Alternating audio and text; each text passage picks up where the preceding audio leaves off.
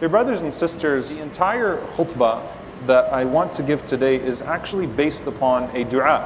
And it's a dua that in some manifestation gets attributed to the Messenger sallallahu alaihi wasallam, but there is no authentic chain directly to him alaihi salatu wasallam.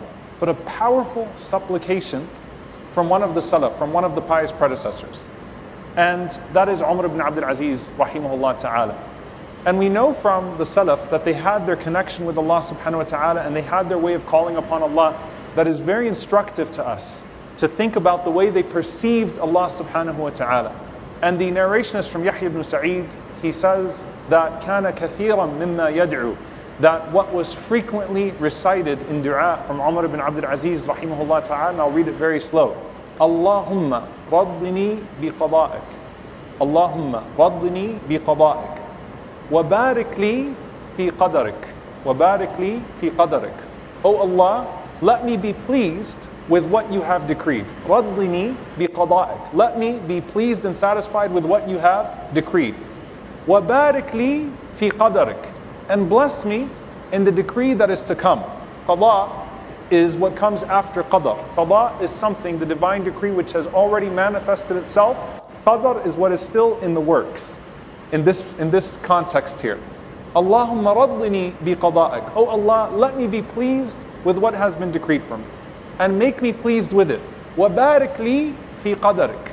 And then bless me in the divine decree that is to come. And then he says, hatta la uhibba ta'jila ma akhart wa la ta'khira ma ajjalt. Hatta la uhibba ta'jila ma akhart, so that I do not love that anything that you have been delayed be hastened, وَلَا تَأْخِيرَ مَا عَجَّلْتَ, nor that something that has been hastened be delayed. Allahumma raddini bi qada'ik. Oh Allah, please me with your decree. وَبَارِكْ لِي فِي قَدَرِكَ. And bless me in the decree that is to come. حَتَّى لَا أُحِبَّ تَعْجِيلَ مَا أَخَّرْتَ. And so that I do not love that you hasten that which was meant to be delayed, وَلَا تَأْخِيرَ مَا عَجَّلْتَ. And that you do not, or that I do not love that you delay what was hastened for me. This dua, if we break it down, is actually a phenomenal dua and a phenomenal diagnosis of what usually happens in the frustration that a person has with Allah subhanahu wa ta'ala. If you look at our entire existence on this earth, and this entire idea of a race against time. Every day we wake up and we feel like we're rushed from this thing to the next thing, and we don't have time, and we're trying to achieve this and trying to achieve that.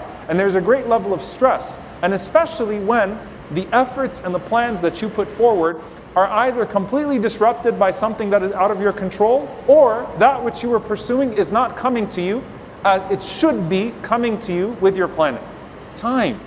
I want it now. You think about the child in the car, are we there yet? Are we there yet? Are we there yet? And many times when we're making dua to Allah subhanahu wa ta'ala, we're implying, is it there yet? Is it there yet? Is it there yet? And that's when the Prophet sallallahu alaihi wasallam said, most people will give up on their dua. Why? Because they've made that same dua over and over again, and it hasn't happened yet. And at that very moment, when it's about to come to you, the person says, دعوت فدعوت فلم يستجب لي. I made this dua, and it didn't happen for me. Allah subhanahu wa ta'ala mentions those that are being wronged and harmed and oppressed. And they say, Mata nasrullah. When is the help of Allah subhanahu wa ta'ala going to come? And Allah says about the oppressor, or rather the Prophet sallallahu alaihi wasallam says about the oppressor, Inna Allah la yumli lil zalim hatta idha akhadahu lam yuflitu. That Allah delays the oppressor. Meaning what? He allows that oppressor to continue in their oppression until they start to think that they're invincible, until they start to think that they're getting away with it. This is working. I'm not being held accountable. I have impunity. Hatta idha akhadahu. And then when Allah snatches him, lam yuflitu, He does not let him go. So both the oppressed is wondering when, and the oppressor is pushing the limits to see how far they can get with this. And there's a time factor involved. When is this all going to collapse? When is this all going to come to fruition? When is this going to happen? When is that going to happen? A person is pursuing marriage. When am I going to get married? A person is pursuing a career. When am I going to get that job? When am I going to get that opportunity? A person, a couple waiting for a family. When is that child going to come? And then you have the children. When is this going to happen with my child? All along, you start to realize that we have to have a submission to Allah's timing. Allah's planning as a whole, His qadr as a whole, but His timing. When Allah subhanahu wa ta'ala has decreed something to come. And there's something very profound about this, because as Ibn al-Jawzi rahimahullah said, if Yusuf alayhi salam focused on only getting out of prison, then he wouldn't have benefited from what was actually happening within the prison. And so when you're in a trial or a hardship, a person becomes so eager for that hardship to end. Ya Allah, when is this going to be lifted? That if they don't pay attention, they're missing out on the unique opportunities of that hardship to come close to Allah subhanahu wa ta'ala.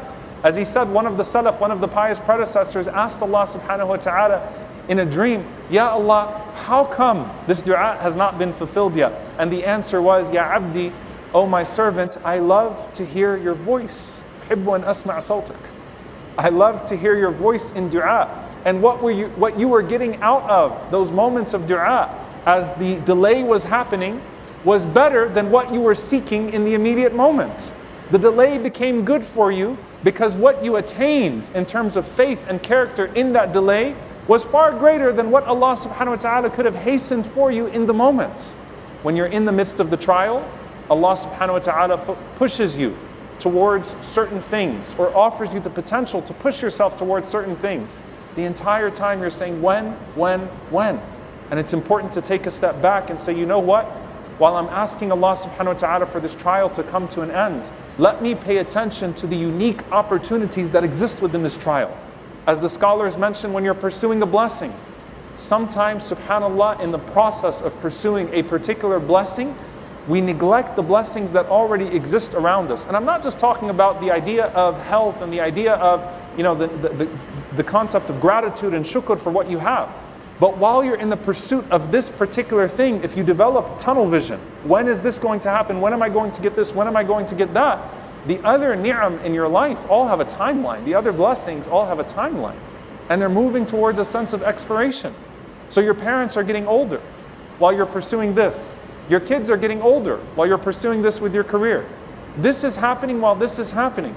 And if I'm so focused on this blessing that I'm in pursuit of, then those blessings are also moving on a timeline. And I'm missing out on something here. And to take a step back and say, instead of when, wait a minute, what's all this that's already around me? And how do I have a refreshed lens on a daily basis for those things? And that's one of the blessings of shukr. Shukr refreshes the lens every day on the ni'am that you have in your life, on the blessings that you have on your life, to make you say Alhamdulillah all over again. Alhamdulillah, Alhamdulillah, Alhamdulillah. You don't just say Alhamdulillah you have a salary, you say Alhamdulillah every time you have food on the table. It refreshes the lens so that you realize what I'm pursuing, if it's a halal pursuit, should not become such a focus and an obsession for me that I worry about the time that it's going to unlock itself, that I lose out on the limited time of the other blessings that are around me, whether that's the people or the things that are around me.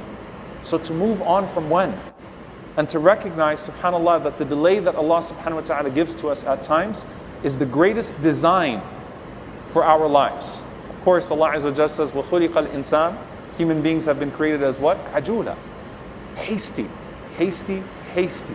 We always want things now. It's not just our children that are always pushing and saying, when is it, are we there yet? Is it over yet? Am I going to get this yet? When? It's us as well, in our own ways with Allah subhanahu wa ta'ala. Ya Allah, when is this going to happen? When is that going to happen? And that doesn't mean that you don't become an ambitious person. That doesn't mean that you don't continue to pursue what Allah subhanahu wa ta'ala has made halal. But that means that you submit yourself to the timing that Allah subhanahu wa ta'ala has put you on. Submit yourself to His schedule. And stop seeing the delay as deprivation. It's not deprivation. Stop seeing the delay as denial. It's not Allah subhanahu wa ta'ala telling you no. Many times it's Allah telling you not yet. And it's for your own good. And by the time you come around to realize that if you were not observing the lessons of that delay, then the delay would have gone to waste. I'm sure Zakaria alayhi salam at some point asked, well, when? Right? But no, there was a submission. I'm sure at some point Yusuf alayhi salam wondered, but when? How much longer? There's a submission to that schedule, a submission to that time slot. to say that every single delay that Allah subhanahu wa ta'ala is giving to me is a not yet, not a no. And that not yet could mean after this life is already over. But it's there. It's there. Allah subhanahu wa ta'ala will not let you ask without giving you. It's there. But you have to wait and submitting yourself to that time. Now then go back to what Umar ibn Abdul Aziz rahimahullah ta'ala was saying in his dua. And he used to make this dua frequently. It's not something that they heard from him once upon a time. Allahumma raddini bi qada'ik. Oh Allah, let me be pleased with the decree. It's already happened. I'm not going to sit there and say, why did this happen this way or why did that happen? Alhamdulillah, let me be pleased with it. Please me with what is here. وَبَارِكْ لِي فِي قَدَرِكَ. And bless me in what is to come, in that decree that is to come. حَتَّى لَا أُحِبَّ تَعْجِيلَ مَا أَخَرْتَ وَلَا تَأْخِيرَ مَا عَجَّلْتَ. So that I only love things at their time, so that I do not wish for that which has been delayed to be hastened, nor that which has been hastened to be delayed. You know, I give you this example, subhanAllah, and it's a lot of times the TV references and the movie references and things come to your mind. You know, in those movies and shows where someone gets stuck in an elevator, the electricity goes out and suddenly two people are in an elevator together?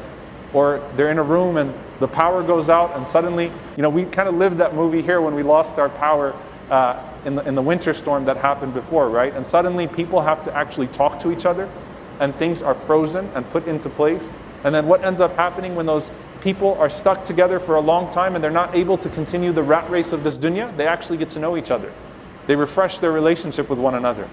There's a moment of pause that's forced upon them that they don't like initially, but then once the pause is over and things resume, they're grateful for the pause. At the bare minimum, the blessing of that pause is your reconnection with Allah subhanahu wa ta'ala. Because there are very few people that will call upon Allah subhanahu wa ta'ala with more sincerity and more connection and more devotion and more love in their times of comfort as they will in their times of desperation. At the bare minimum, there's a qiyam that was induced. There was a tear that was induced. There was a dua that was induced. And the eyes that shed tears for the sake of Allah subhanahu wa ta'ala will not touch the fire. And the dua that is made from the heart will immediately transition and transcend and ascend through the heavens till it reaches Allah subhanahu wa ta'ala. And the thing that you asked for, should it be halal and in proper means, will surely be given to you in a way that Allah subhanahu wa ta'ala knows is even better for you. But slow down. Don't just submit yourself to Allah's plan, submit yourself to Allah's timing. Don't just say, I know Allah is able. Say, I know Allah knows when it's better for me. Allahumma raddini bi qada'ik wa barik li fi qadarik hatta la uhibba ta'jila ma akhart wa la ta'khira ma ajjalt. May Allah subhanahu wa ta'ala make us amongst those that are pleased with His planning, that are pleased with His timing, that see the blessings that are around them when they are obvious and when they are hidden. May Allah subhanahu wa ta'ala grant us fresh hearts and fresh lenses that are always able to appreciate the present and that pursue what is the best for them in the future. May Allah subhanahu wa ta'ala let our future be Jannatul Firdaus in the companionship of our Prophet sallallahu alaihi wasallam.